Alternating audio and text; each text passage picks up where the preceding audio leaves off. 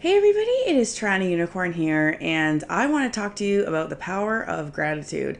So, I have not always been a sunny, rosy, happy person. I spent most of my life in therapy dealing with anger issues and things like that. You know, everyone's got their history. I certainly have mine, and my life has not been easy. Having said that, one of the biggest pillars of change that helped illuminate the light in my path instead of the darkness was gratitude.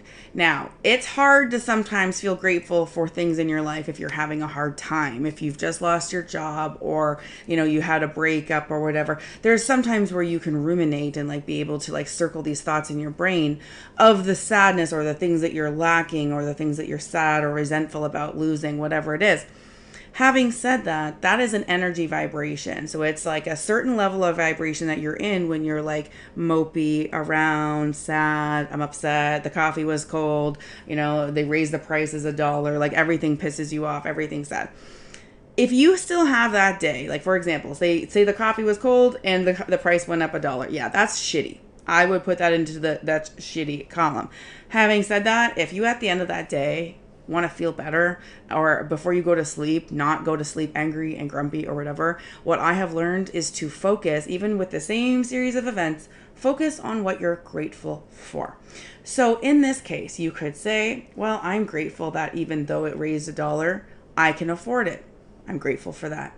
Or if, for example, if the coffee was cold, you could say, well, I did spill it on me and that's how I, learned it was cold. So I'm grateful I didn't burn myself.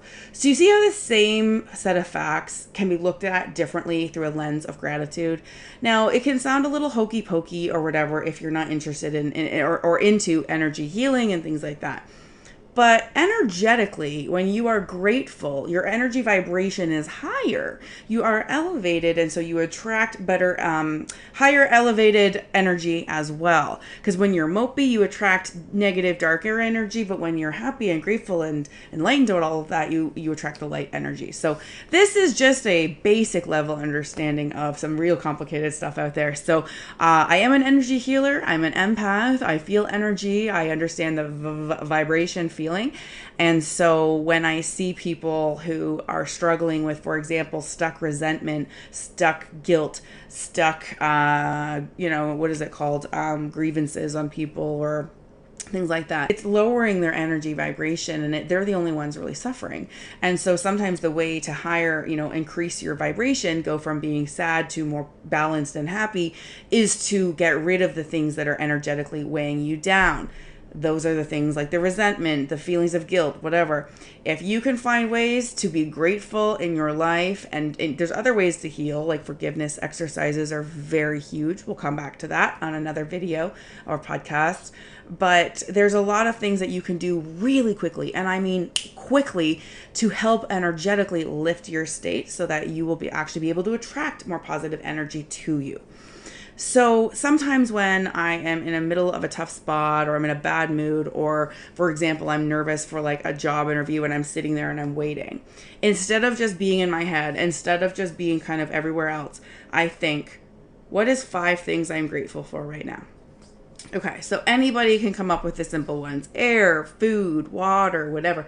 But when you're forced to kind of really think about that day, what are you grateful for that day? Okay, I'm grateful today that I was able to sleep in and that I don't have children. I know that some people love to be parents. I never wanted the responsibility of children, and I'm glad that I don't have it. So I'm grateful for that. I'm grateful that I have a really good job and I feel like I can support myself as an independent, woman. So those are 2 right there. I'm grateful that I have friends in my life. I'm grateful that I have my health. So those are some of the things I'm grateful for. I could always go through a few more. But what I've noticed is that after I go through 5 things I'm grateful for, if I'm still a little crusty, I'll go through 5 more. But otherwise, I usually notice that energetically, it's almost like a little uptick of energy. And suddenly I'm a little bit, feeling a little lighter. And then if I go to sleep like that, it's just a better energy state to go to sleep. So same example of the coffee earlier. Instead, when you're grateful about being able to afford a price increase, as well as the coffee being cold, well, at least you didn't burn yourself. That is the opposite way of looking at the same set of facts as the one that said, oh, I'm so pissed, the price went up. even if you can relate and it makes sense to be bitter, it doesn't mean it's what's better for you. And it doesn't mean that that's going to help you be a happier person. So yeah, you have a right to be bitter. A lot of us do. A lot of us have a right to be fucking scorned in life, right? But the truth is, if we decide that we want better energy, we have to be able to radiate that better energy. And it starts with being grateful for the things in your life instead of looking at your life through the lens of lack and things that you miss. So I hope that helps. Power of gratitude, pull it out whenever you need it. Anywhere. If you're sitting somewhere and you're in a very stressful situation, go through a grateful exercise that day. Are you grateful that you are alive? Are you grateful that your bag didn't get lost, on a flight? All of these things are little things that if you add up and you acknowledge in your body and your brain and your soul, they lift you up energetically. Thank you for listening. This is a wonderful podcast genre I'm doing, the Live Unapologetically Yourself. It's truly where I'm meant to go next, even if it's like a limited series, because there's more I have to offer than just the lifestyle in the swinger culture. It's how to exist as a human in these cultures, but also in your own body, in your own life, and how to do so unapologetically so that you can sit in peace in your brain and your energy, doing exactly what you do now. Thank you for listening. TorontoUnicorn.com for all links. I may not have life all figured out either, but I have learned some lessons along the way, and you're welcome to them. Click on your screen to get more of my content.